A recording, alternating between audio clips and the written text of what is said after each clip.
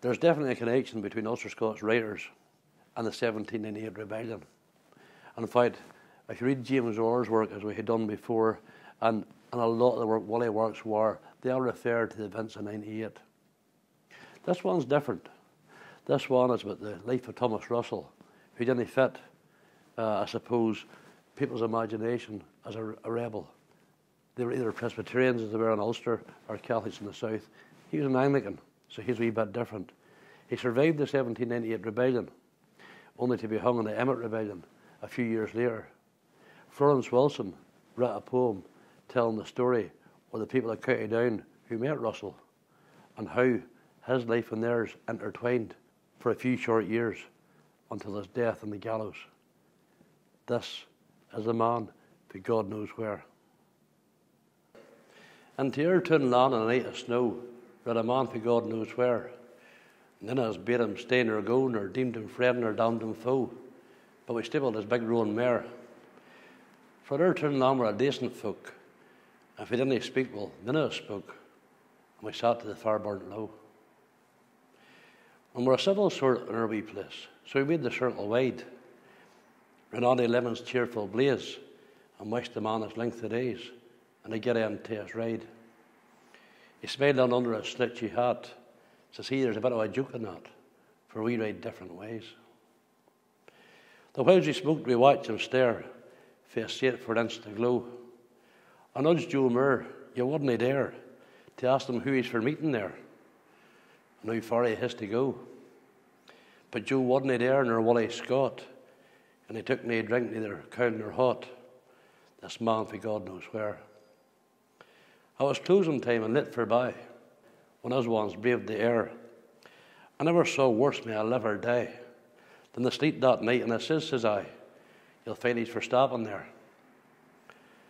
But at the scrack of day, through the gable pane, I watched him spur in the pelting rain, on a juk for his roving eye. 2 winters mair than the trouble year, when the best that a man could feel was the pike that he kept in hidings near, till the blood of hate and the blood of fear would be redder than the rust in the steel. Us ones quiet for minding the farms, let them take what we gave with the weight of our arms, for Saintfield take Kilkeel. In the time of the hurry we had nae lead, we always fought with the rest, and the fair one shook like a trembling reed. Then I gave neither hint nor heed, nor even that we'd guessed. We men on the north of the word, they say, and we said it then and reined our way, and we spoke as we thought best. All Ulster the women cried for the standing crops in the land. Money's a sweetheart and money's a bride. Would liefer had gone where he had died, and he mourned her lone by her man. But us ones weathered the thick of it, and we used to down her along and sit, and Andy side by side. What with discourse going to and fro, that night we'd be wearing thin. Yet never so late when we rose to go, but someone would say, do you mind knowing snow? And the man who come wandering in. And we'd be to fall to the attack again, if by any chance he was one of them, the man who went to go in.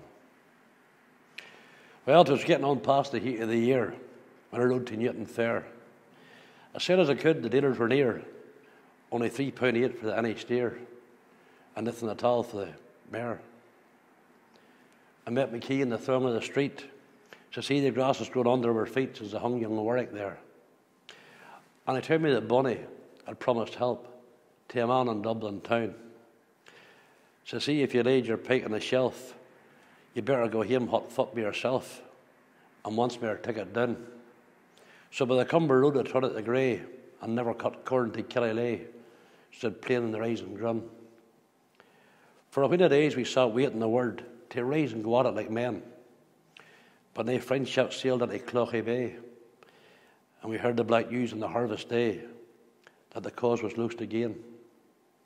And Joy and me and Ulster-Scot, we agreed to ourselves we'd as lief as not had been found in the thick of the slain. But in Patrick jail I was bound to fare, I do remember faith, for when I came to the prison square, the people were standing hundreds there, and you want to hear sterner breath. For the soldiers were standing, grim and tall, with a scaffold built there for against the wall, and a man stepped out for death. I was brave and near to the edge of the throng, yet I knowed that face again. And I knowed that set, and I knowed the walk, and the sound of a strange up-country talk, for he spoke out right and plain. And he bowed his head to the swinging rope, whilst he said, "Please God to his dying hope, and amen to his dying prayer. That the wrong would cease and the right prevail, for the man that they hanged at Downpatrick jail was the man, for God knows where."